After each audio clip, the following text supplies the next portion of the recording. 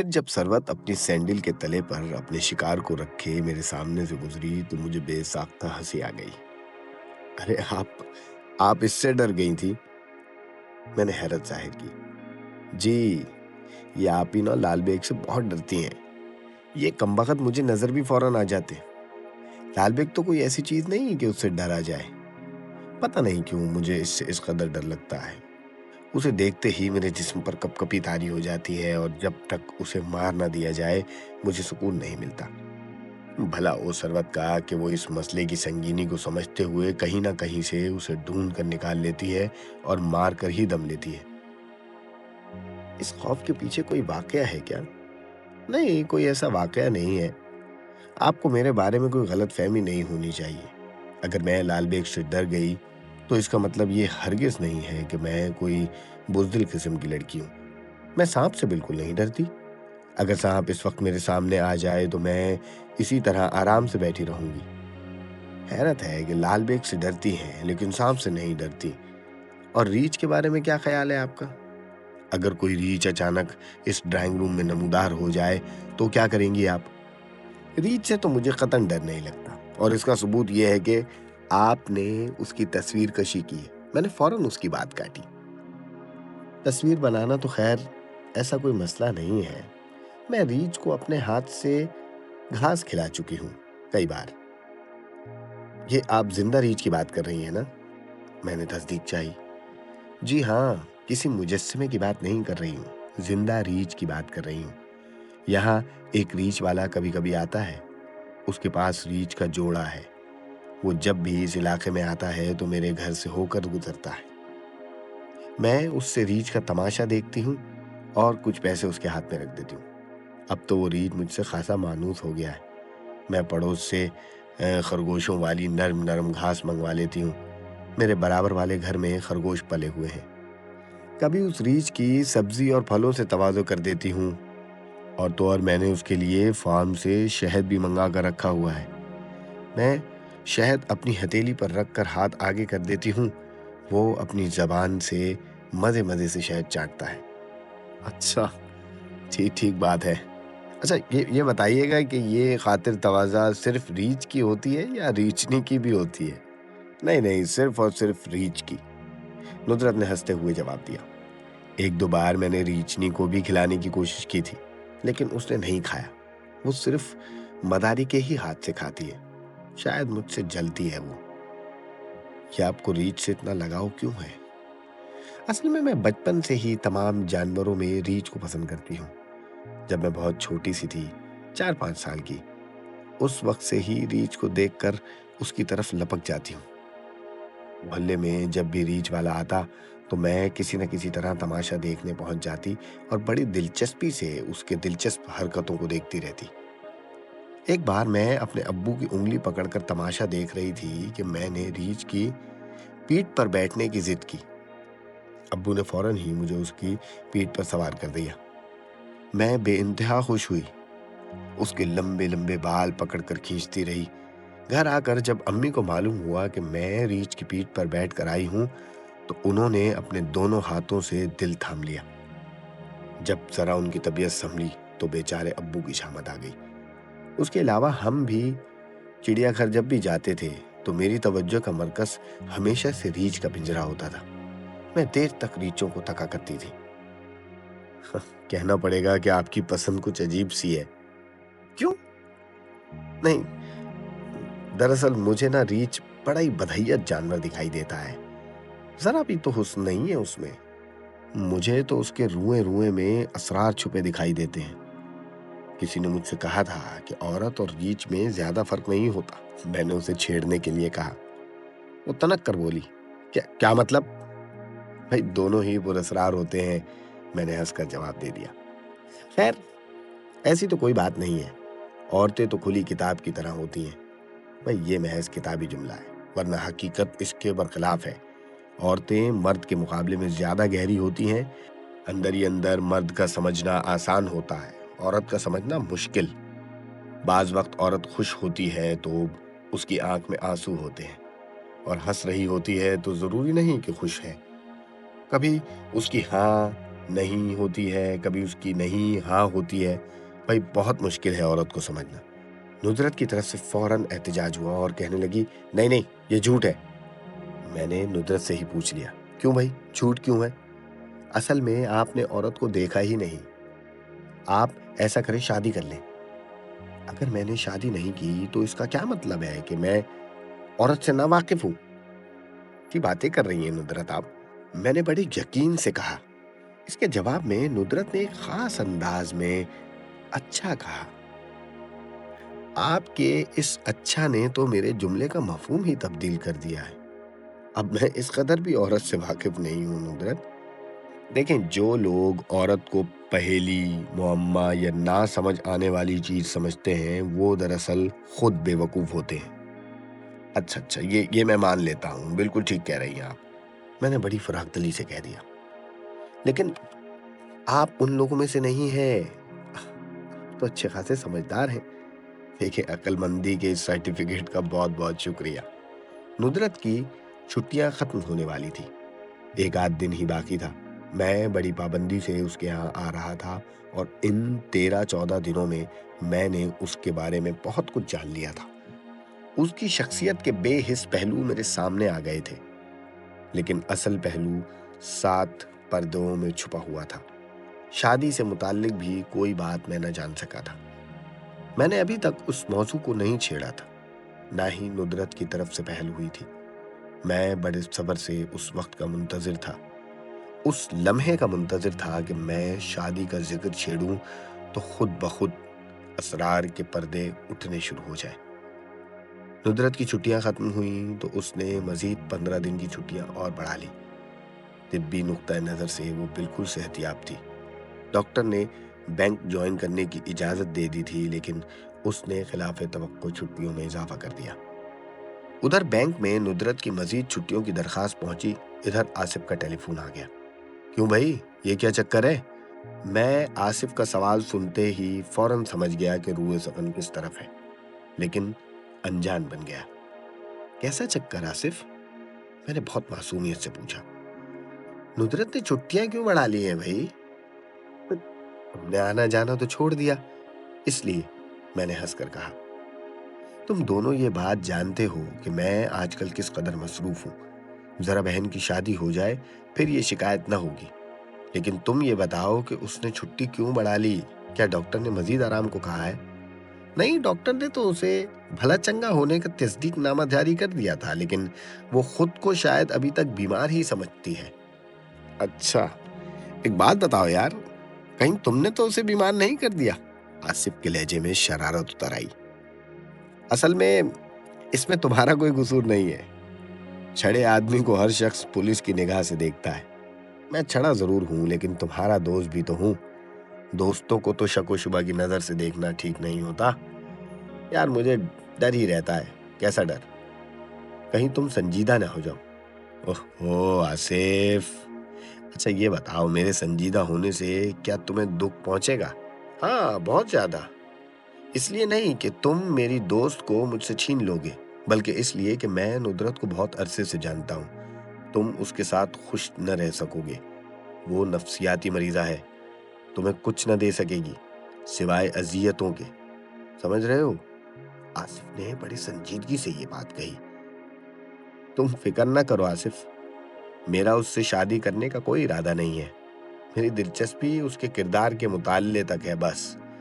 آصف کے ٹیلی فون کے بعد میں اپنے دل کے گوشوں کو ٹٹولنے بیٹھ گیا۔ ندرت میں میری دلچسپی کردار کے مطالعے تک ہی تھی، اس بات کی گواہی میرے دل نے دی تو مجھے اطمینان سا ہو گیا۔ شام کو حسب معمول جب میں ندرت کے یہاں پہنچا تو ندرت کو ڈرائنگ روم میں ایک سوٹ پوش مرد کے پاس بیٹھا پایا۔ دروازے میں گھستے ہی میں نے جو منظر دیکھا وہ کچھ اس طرح کا تھا کہ وہ سوٹ پوش صاحب نوٹوں کی موٹی سی گڈی ندرت کی طرف بڑھا رہے تھے اور وہ ان نوٹوں کو قبول کرنے سے انکار کر رہی تھی۔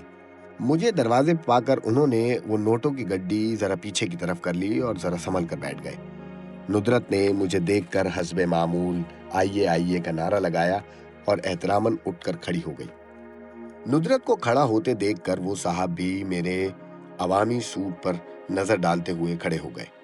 मुझे बड़ी शर्मिंदगी हुई कि एक अजनबी शख्स को खामखा मेरे लिए उठना पड़ा।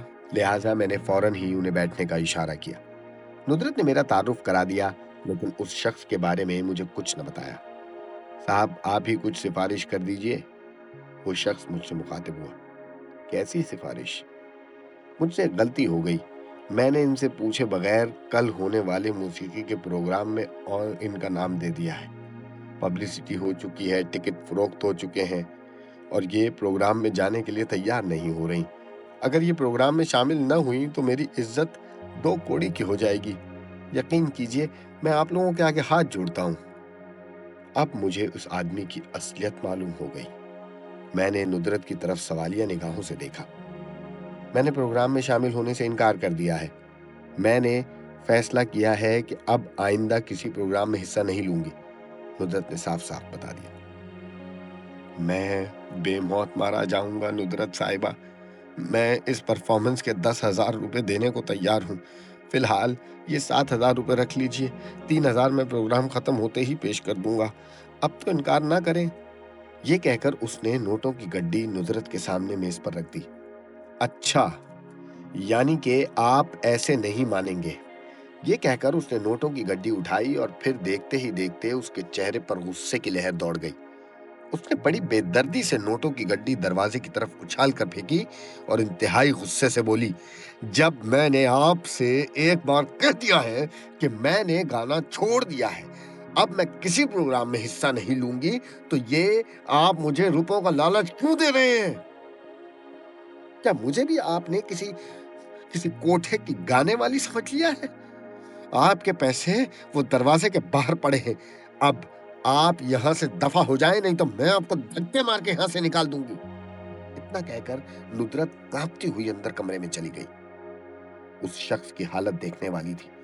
मुझे उस पर बड़ा रहम आया, लेकिन मामला मेरे बस से बाहर का था। मैं नुदरत की जिद्दी तबीयत से वाकिफ था। अब उसे दुनिया का कोई शख्स गाने पर मजबूर नहीं कर सकता था। वो शख्स डगमगाते कदमों से ड्राइंग रूम से निकल गया। चंद लम्हों बाद मैंने दरवाजे पर गाड़ी स्टार्ट होने की आवाज सुनी। गाड़ी की आवाज जब दूर चली गई तो नुदरत अंदरूनी दरवाजे से मुस्कुराती हुई बरामद हुई। गया कमबख्त? हाँ, कमबख्त तो गया, लेकिन ये आपने अचानक क्या फैसला कर लिया है? अब स्टेज पर कभी नहीं जाऊंगी, मैंने फैसला कर लिया है। रेडियो और टीवी पर भी नहीं गाएंगी? नहीं नहीं, बिल्कुल नहीं। इस फैसले की कोई खास वजह तो होगी? नहीं नहीं, ऐसी कोई खास वजह नहीं है, बस जी नहीं चाहता अब। आप तो कमाल की खातून हैं। इस कदर जज्बाती फैसला ऐसे उरूज के जमाने में, मतलब एक परफॉर्मेंस के 10,000 रुपए मिल जाएंगे, इज्जत और शोहरत मुफ्त हाथ आ जाएगी। आपने न गाने का फैसला कैसे कर लिया है? आप वाकई बड़े दिल गुर्दे की मालिक हैं भाई, आज मान गया मैं आपको। अरे छोड़ें अब इस जिक्र को, बताएं क्या पियेंगे, चाय या कॉफी? अरे भाई जो पिला दें आप, हम तो चुपचाप पी लेंगे। चाय जहरी क्यों ना हो? नुसरत ने गहरी नजरों से देखते हुए मुझसे कहा। भाई आप जहर पिला सकती हैं मुझे? हमने भी शरारती नजरों से देखा। नहीं, मैं किसी को क्या जहर पिलाऊंगी, मैं तो आज तक खुद ही जहर पीती रही हूं। मेरा जी चाहता है कि मैं अपनी कहानी लिखूं, लेकिन लिख नहीं सकती, अल्फाज साथ नहीं देते। ये काम आप क्यों नहीं करते? उसकी ये बात सुनकर मैं खुशी से उछल पड़ा। ये तो आप ही ज़ियाद अपने दाम में आ गया। मुझे इसकी कतन उम्मीद न थी कि वो अपनी कहानी की खुद ही पेशकश कर देगी। मैं तो सब्र किए बैठा था और मौके की तलाश में था। बिलाखिर सब्र का फल मीठा साबित हुआ। मैंने अपनी खुशी को फौरन दबा लिया, इसलिए कि नुदरत की खोपड़ी जरा उल्टी थी। अगर उसे ये मालूम हो जाता कि मैं तो खुद उसकी कहानी, खास कर शादी का अलमिया जानने के लिए बेकरार हूं, तो मुमकिन था कि वो चुप साध लेती। आसिफ के साथ यही तो हुआ था। उसके इसरार पर वो मामले को खूबसूरती से टाल गई थी। मैं तो सीधा साधा सहाफी हूं, मुझे कहानी लिखना तो नहीं आता। नुदरत, ये काम तो कोई अफसाना निगार ही कर सकता है, मैं कहां। नहीं नहीं, ये काम आप बहुत अच्छी तरह कर सकते हैं, मुझे आप पर पूरा यकीन है। आपके पास कोई कहानी है? भाई मेरी पूरी जिंदगी की कहानी है, मेरी पूरी जिंदगी एक एक अनोखी कहानी है। मैं 4-5 साल की थी तब से कहानी के किरदार बनकर घूम रही हूँ। आज तक खामोशी से दिल पर पत्थर रख के इस किरदार को निभाती चली आ रही हूँ। कभी कभी तो मेरा दिल फटने लगता है, जी चाहता है कि लोगों को चीख चीख कर अपना हाल सुना दूं, लेकिन फिर रुक जाती हूँ, ये सोचकर कि ये दुनिया नफसा नफसी के आलम में मुब्तला है। यहाँ किसी को इतनी फुर्सत नहीं कि दूसरे के दिल में झांके। अगर कोई किसी के बारे में जानना चाहता है तो सिर्फ तफरीह के लिए, किसी का दुख बांटने के लिए नहीं। आसिफ आपका दोस्त है, मेरी भी उससे खासी पुरानी दोस्ती है, लेकिन वो मेरे माजी के बारे में 2 जुमलों से ज्यादा न जान सका, और उन 2 जुमलों में भी सच न था। आखिर क्यों? आसिफ महज बैंकर है, हिसाबी किताबी आदमी। वो इंसानी नजाकतों को नहीं समझ सकता, लिहाजा मैंने भैंस के आगे बीन बजाना मुनासिब न समझा। मेरे दुख सिर्फ वही समझ सकता है जो दर्दमंद दिल रखता हो। कई रोज से मेरे दिल में एक ख्वाहिश उभर रही थी कि आपके सामने अपने सारे दुख रख दूं, अपनी कड़वी कहानी बयान कर दूं, अपनी अलमनाक दास्तान कह सुनाऊं। शायद इसी तरह मेरे दिल का बोझ हल्का हो सके।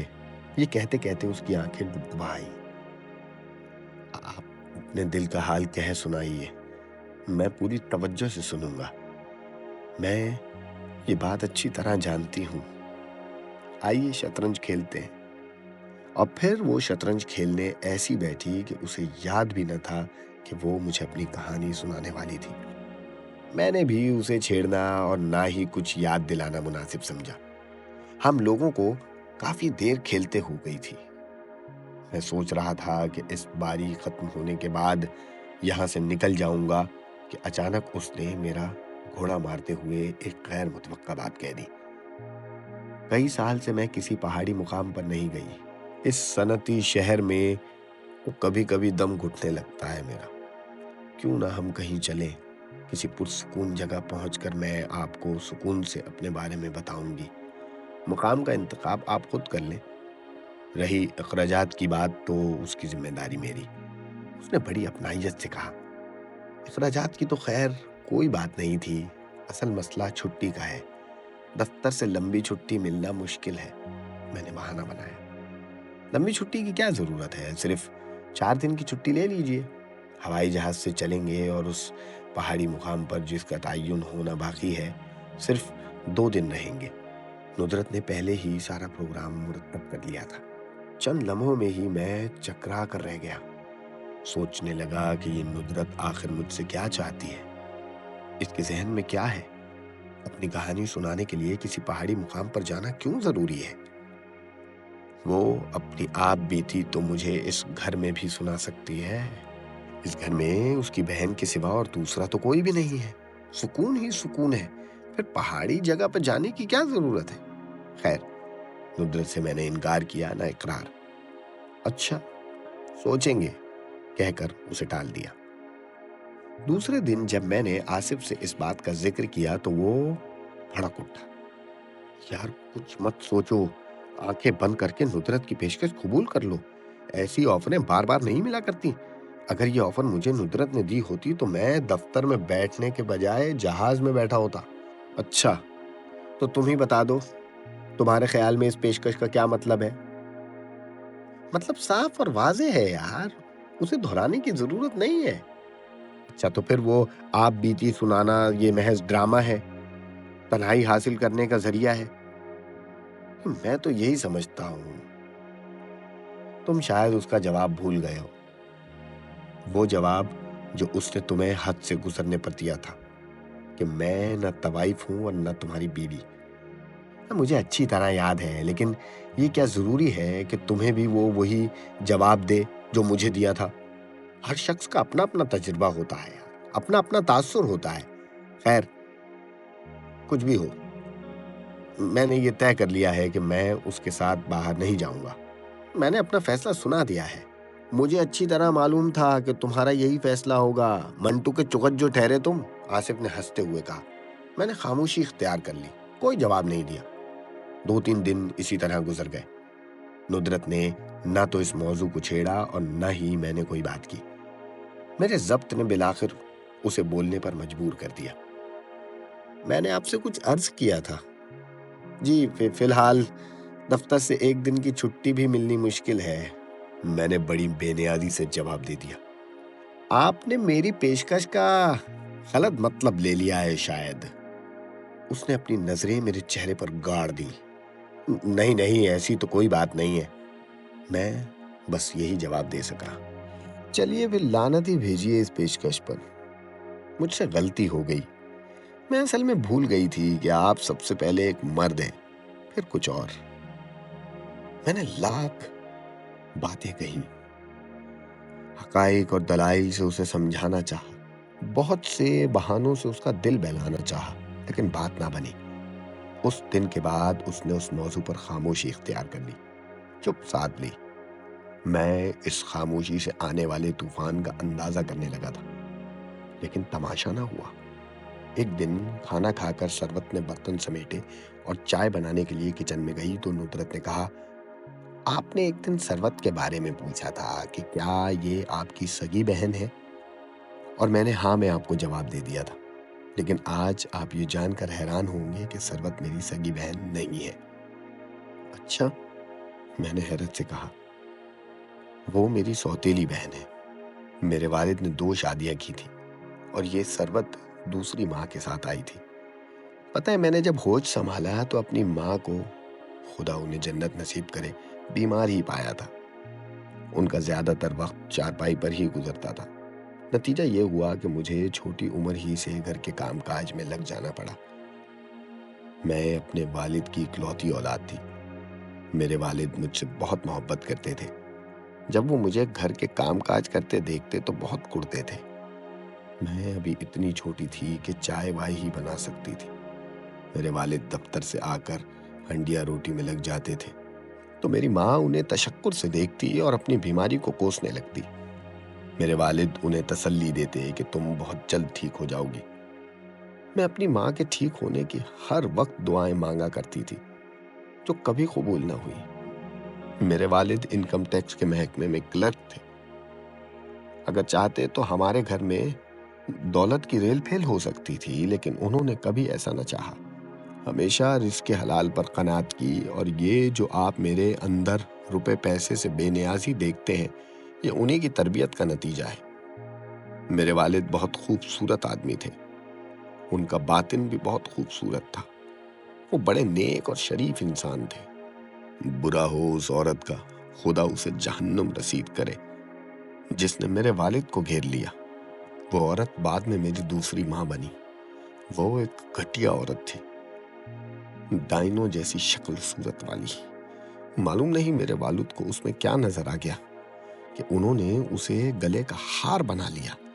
میری ماں کہتی تھی کہ یہ عورت ٹونے ٹوٹکے والی ہے، اس نے تیرے والد کی مت پھیر دی ہے۔ آپ کی دوسری ماں کا آپ کے گھر آنا جانا تھا کیا؟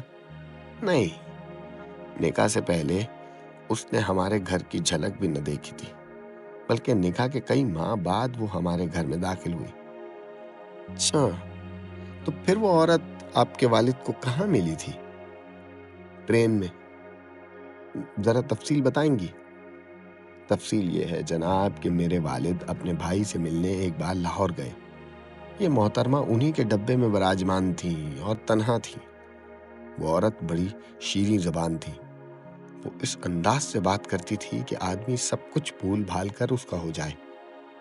پتہ نہیں اس سفر میں اس نے میرے والد سے کیا باتیں کی کہ وہ اس کے لفظوں کے جال میں آ گئے، اور ایسے جال میں آئے کہ اپنے بھائی کے گھر جانے کے بجائے اس کے ساتھ اس کے گھر چلے گئے۔